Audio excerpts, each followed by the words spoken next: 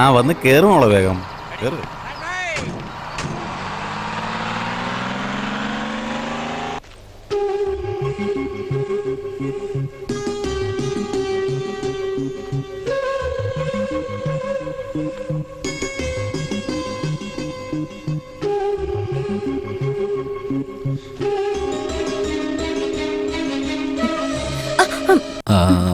ആരെയോ അന്വേഷിക്കുന്ന പോലെ ഉണ്ടല്ലോ.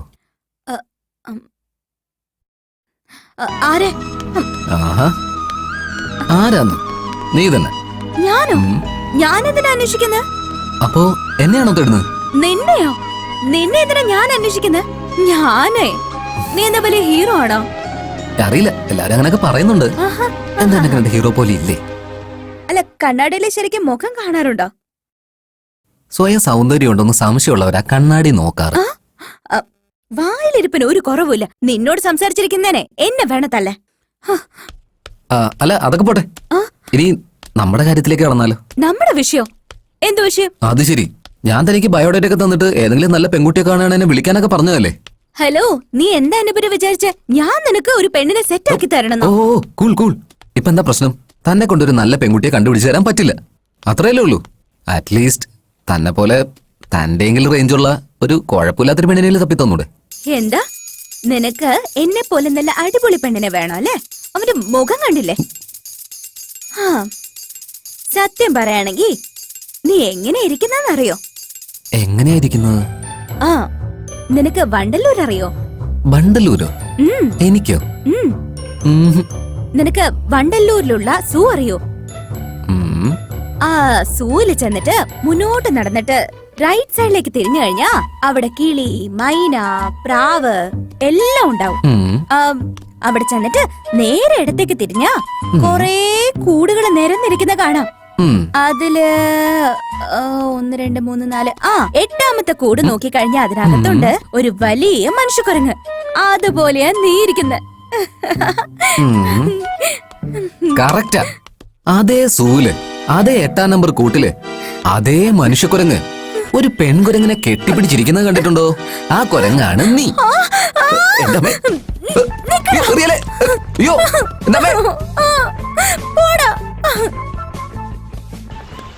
ഇന്നവൻ എന്റെ കയ്യില് കിട്ടട്ടെ, കൊല്ലുഞ്ഞ.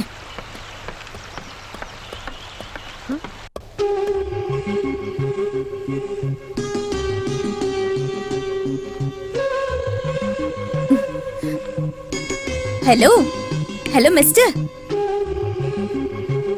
എന്നെ പറ്റി എന്താ വിചാരിച്ച? നിന്നോട് ചോദിക്കാൻ ആരുമില്ലെന്ന് വിചാരിച്ചോ? ഞാൻ നോക്കിയിരിക്കായിരുന്നു. എവിടെ പോയാലും നീ എന്നെ ഫോളോ ചെയ്യും. കോളേജ് വരെ വന്നു. ബണ്ണെന്നും ചെമ്മണ്ണെന്നും ഒക്കെ പറഞ്ഞു. നല്ലൊരു പെണ്ണിനെ കാട്ടിക്കൊടുക്കാൻ പറഞ്ഞു. നിന്നെ പോലൊരു അടിപൊളി പെണ്ണാണെങ്കിൽ കുഴപ്പമില്ലെന്ന് പറഞ്ഞു. അല്ല, നിന്റെ വിചാരം എന്താ? പറ.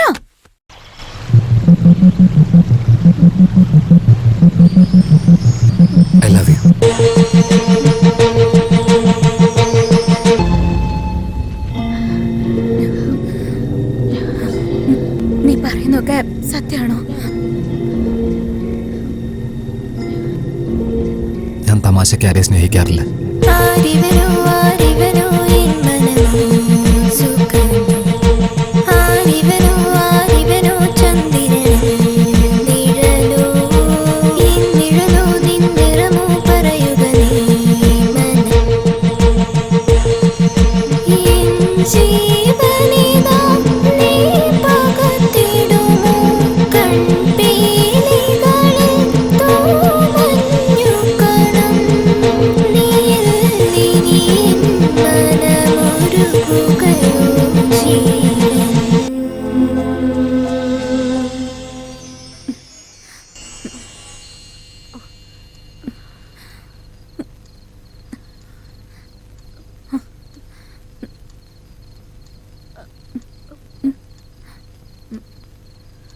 ദീപു, എന്തു പറ്റി മോളെ? ഉറക്കം വരുന്നില്ലേ? എന്തെങ്കിലും സ്വപ്നം കണ്ടായിരുന്നോ നീ? അതൊന്നുമല്ലമ്മ. എന്താന്നറിയില്ല, ഓർക്കം വരുന്നില്ല, അത്രേ ഉള്ളൂ. നിന്നെ ഞാൻ ഗർഭിണിയായിരുന്നപ്പോ ഉറങ്ങുന്നുണ്ടോ ഇല്ലയോന്നും നിനക്ക് വിശക്കുന്നുണ്ടോ ഇല്ലയോന്നൊക്കെ ഇതെല്ലാം എനിക്ക് മനസ്സിലാക്കാൻ പറ്റുമായിരുന്നു. അപ്പൊ എന്റെ കൺമുന്നിലിരുന്ന് ഇങ്ങനെ കഷ്ടപ്പെടുമ്പോ എനിക്ക് മനസ്സിലാവില്ലെന്നാണോ വിചാരിച്ചത്? അങ്ങനെ ഒന്നല്ലമ്മ. അമ്മ പോയി കിടന്നുറങ്ങ. നീ ഉറങ്ങാതിരിക്കുമ്പോ എങ്ങനെ മോളെ എനിക്ക് ഉറങ്ങാൻ പറ്റുക? എന്താ മോളെ? ഏ ഏ എന്തു പറ്റി? പനിയുണ്ടോ? ഒന്നുമില്ല അച്ഛാ. ആ ആ കിടന്നു മോളെ. കിടന്നു. വാ. ഉറങ്ങിക്കും മോളെ. അച്ഛാ, എന്താ മോളെ? നിങ്ങൾ രണ്ടുപേരോടും ഒരു കാര്യം ചോദിക്കട്ടെ ഞാൻ? ചോദിക്കാവോന്നോ? നീ എന്തിനാണ് ഈ അനുവാദമൊക്കെ ചോദിക്കാൻ നിൽക്കുന്നേ? അവള് ചോദിച്ചെന്തെങ്കിലും നീ വാങ്ങിച്ചു കൊടുക്കായിരുന്നിട്ടുണ്ടോ? ഞാനോ? ആ ഇല്ല, അവള് ചോദിച്ച എല്ലാം മേടിച്ചു കൊടുത്തല്ലോ. ഇല്ലേ പിന്നെന്താ മോളെ? മോളെ? എന്നോട് പറഞ്ഞല്ല ഞാൻ വാങ്ങിച്ചു തന്നിട്ടില്ലേ? പറഞ്ഞത് എന്തെങ്കിലും മറന്നുപോയിട്ടുണ്ടോന്ന് എനിക്കറിയത്തില്ല. ചോദിക്കും മോളെ, നീ ചോദിക്കേ. നിങ്ങൾ രണ്ടുപേരും പ്രണയിച്ച കല്യാണം കഴിച്ചവരല്ലേ? അതിന് തെളിവായിട്ട മോളെ നീ ഉള്ളത്. എന്താ വേണ്ടെന്ന് വെച്ച് ചോദിക്ക്. നമ്മുടെ ഈ സ്നേഹം നമുക്കൊന്ന് ഷെയർ ചെയ്താലോ? ഷെയർ ചെയ്യാവുന്നോ? നമ്മുടെ 3 പേർക്കും ഇടയില് സ്നേഹം ഷെയർ ചെയ്യുന്നതില് എന്ത് കുറവാ വന്നേ? നിങ്ങള് പെർമിഷൻ തരുവാണെങ്കില് 4മതൊരാൾക്കും ഇത് ഷെയർ ചെയ്യാലോ. 4മതാളോ? ആരാ അത്?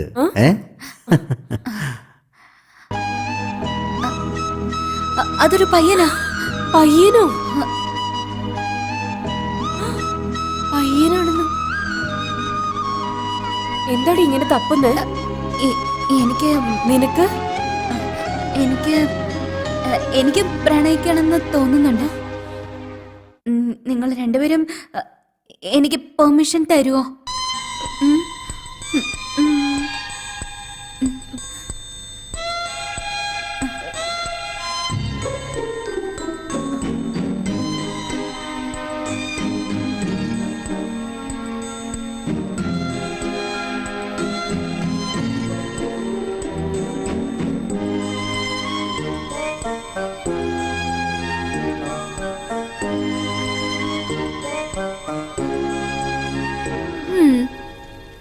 ആലോചിച്ച് പറഞ്ഞാൽ മതി. Take your own time.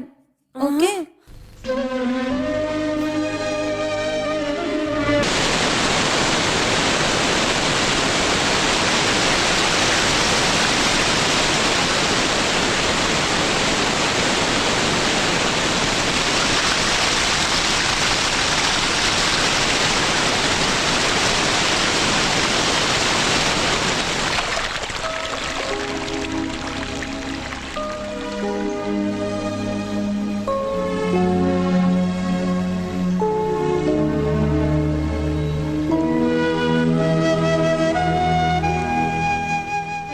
എന്തുപറ്റി?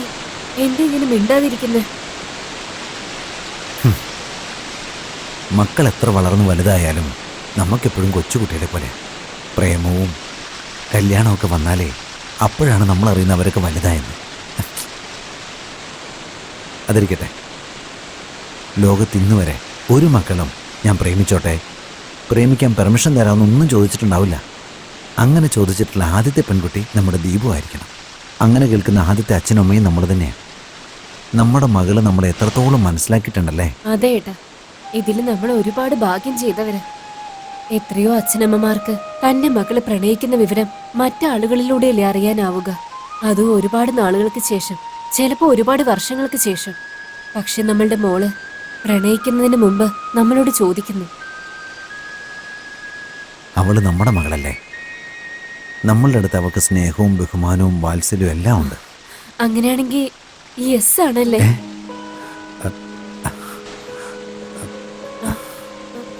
നോ ആണോ? അത് അങ്ങനെയൊന്നും എനിക്കറിയില്ല. യെസ് ആണോ നോയാണോ ആ ചെറുക്കൻ ഏതാണെന്ന് പോലും അറിയില്ല. ഇപ്പം നമ്മൾ യെസ് ആണ് പറയുന്നത് വിചാരിച്ചോ, നാളെ ഇനി എന്തെങ്കിലും പ്രശ്നമായിട്ട് മാറിയാൽ നോ എന്ന് പറഞ്ഞാൽ നമ്മുടെ ദീപ് എന്തെങ്കിലും കടുങ്ങുകയോ ചെയ്താലോ? എന്താ ചെയ്യേണ്ടതെന്നൊന്നും എനിക്കൊരു പിടിയില്ല. നോക്ക, അവൾക്ക് ആ പയ്യനെ പറ്റിയും അവളുടെ പ്രണയത്തെ പറ്റി നല്ല വിശ്വാസം ഉണ്ടായിരിക്കും. അതിനുശേഷമായിരിക്കില്ലേ നമ്മളോട് പെർമിഷൻ ചോദിച്ച്. അങ്ങനെയാണെങ്കിൽ നമുക്ക് അവനോട് നേരിട്ട് പോയി സംസാരിക്കാം. ഒരു പക്ഷെ നമ്മൾ അവനെ പോയി കണ്ട് ആ ചെറുക്കനെ നമുക്ക് ഇഷ്ടപ്പെടാതെ വന്നാൽ ഇല്ല ഏട്ടാ, നമ്മുടെ മോള് നമുക്ക് ഇഷ്ടപ്പെടുന്ന ഒരാളെ ആയിരിക്കും സെലക്ട് ചെയ്തിരിക്കുന്നത്. നമ്മളുടെ മോളല്ലേ അവള്, നല്ല ആളെ ആയിരിക്കും സെലക്ട് ചെയ്തിരിക്കുന്നത്.